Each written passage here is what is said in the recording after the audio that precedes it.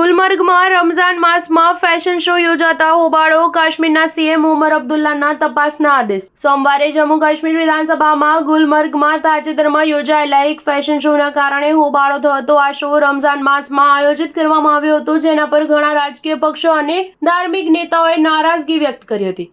મુખ્યમંત્રી ઉમર અબ્દુલ્લાએ આ કાર્યક્રમને અશ્લીલ ગણાવતા કહ્યું કે તેનાથી ધાર્મિક લાગણીઓને ઠેસ પહોંચી છે। ગૃહની કાર્યવાહી શરૂ થતાં જ નેશનલ કોન્ફરન્સ, પીપલ્સ ડેમોક્રેટિક પાર્ટી અને 2 સ્વતંત્ર ધારાસભ્યોએ આ મુદ્દો ઉઠાવ્યો અને પૂછ્યું કે રમઝાન દરમિયાન આવો કાર્યક્રમ કેવી રીતે યોજાઈ શકે। તેમણે આ મામલાની તપાસની માંગ કરી હતી। મુખ્યમંત્રી ઉમર અબ્દુલ્લાએ જવાબ આપતા કહ્યું કે સરકારે પહેલા જ આ મામલે તપાસના આદેશ આપી દીધા છે। તેમણે સ્પષ્ટતા કરી કે આ એક ખાનગી કાર્યક્રમ હતો અને તેના માટે સરકાર પાસે કોઈ પરવાનગી લેવામાં નહોતી આવી। ઉમર અબ્દુલ્લાએ કહ્યું કે ગુલમર્ગમાં આયોજિત આ ખાનગી કાર્યક્રમથી લોકોની ભાવનાઓને ઠેસ પહોંચી છે। આ પ્રકારના કાર્યક્રમો કાર્ય ન કરવા જોઈએ। સરકારને આ ફેશન શો સાથે કોઈ લેવા દેવા નથી। આયોજકોએ અમારી પાસેથી કોઈ પરવાનગી નથી લીધી।